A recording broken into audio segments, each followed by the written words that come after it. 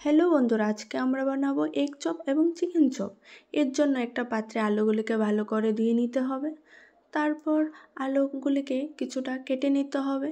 তারপর ডিম নিয়ে নিতে হবে। ডিমগুলোকে ভালো করে ধুয়ে প্রেসার কুকারে কিছুটা জল নিয়ে তারপর আলুগুলি, তারপর ডিম একটা ছেড়ে দিতে হবে। তারপর কিছুটা পরিমাণ মতো লবণ দিয়ে দেবো যাতে ভালো করে সিদ্ধ হয়। তারপর ঢাকনাটা লাগিয়ে নেব। লাগিয়ে নেওয়ার পর 3 থেকে 4টি সিটি দিয়ে নামিয়ে নেব। নামিয়ে ঢাকনাটাকে ভালো করে খুলে নিতে হবে। তারপর একটি খালি পাত্র নেব, নিয়ে গরম জলটাকে ঢেলে নেব।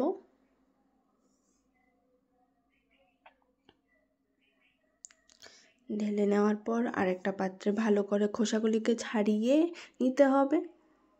তারপর আরেকটা পাত্রে ডিমগুলো ঢেলে নিতে হবে। তারপর কিছুটা দুধ দিয়ে দিতে হবে।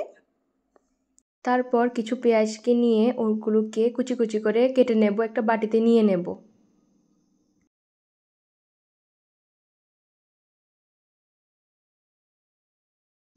তারপর কড়াইতে কিছু সাদা তেল নিয়ে এর মধ্যে পেঁয়াজগুলোকে দিয়ে দেব। তারপর পেঁয়াজগুলোকে লাল লাল করে ভেজে নেব। তারপর এই পেঁয়াজের মধ্যে আদা বাটা, রসুন বাটা আর সেদ্ধ আলু দিয়ে কিছুক্ষণ নেড়ে ভালো করে থেতিয়ে নেব। তারপর পরিমাণ মতো লবণ দিয়ে, হলুদের গুঁড়ো দিয়ে, জিরে ধনের গুঁড়ো দিয়ে, যেটা আমি একসাথে মিশিয়ে রেখেছিলাম, আপনারা আলাদা দিবেন। তারপর মরিচের গুঁড়ো দিয়ে একদম ভালো করে মিশিয়ে নেব। এটা ততক্ষণ করতে হবে যতক্ষণ এটা এরকম দেখতে না হয়ে যায়। তারপর সবার শেষে গরম মশলা দিয়ে ভালো করে নেড়ে তারপর নামিয়ে নেব। তারপর কিছুটা পুর নিয়ে এতে সিদ্ধ করা ডিম দিয়ে গোল গোল পাক বানিয়ে নেব। এর জন্য সবাই মিলে আমরা একসাথে সাহায্য করতে নেমেছিলাম। সবাই মিলে একসাথে সাহায্য করছি।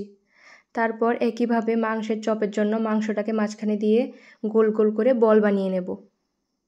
সবগুলো বল রেডি হয়ে যাবে। তারপর কিছুটা পরিমাণ বিস্কুট নিয়ে তার বিস্কুটের গুঁড়ো বানিয়ে নেব ওইভাবে। তারপর একটা চপ নিয়ে তাকে ডিম আর দুধের স্লারির মধ্যে মিশিয়ে ওটাকে তুলে বিস্কুটের গুঁড়োর মধ্যে ডিপ করে নেব ভালো করে।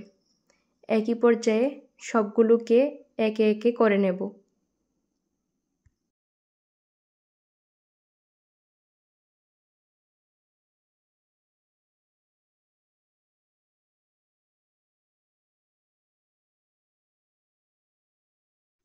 তারপর সবগুলো রেডি হয়ে গেলে কর্নফ্লাওয়ার এবং ময়দা স্লারির মধ্যে ভালো করে ডিপ করে আবার বিস্কুটের গুঁড়োর মধ্যে ভালো করে মিশিয়ে তেলের মধ্যে ছেড়ে দেব। তেলের মধ্যে ভালো করে এপিট ওপিট করে ভেজে লাল লাল করে তারপর সার্ভ করব গরম গরম করে। আপনারাও বাড়িতে বানিয়ে খান এবং এনজয় করুন।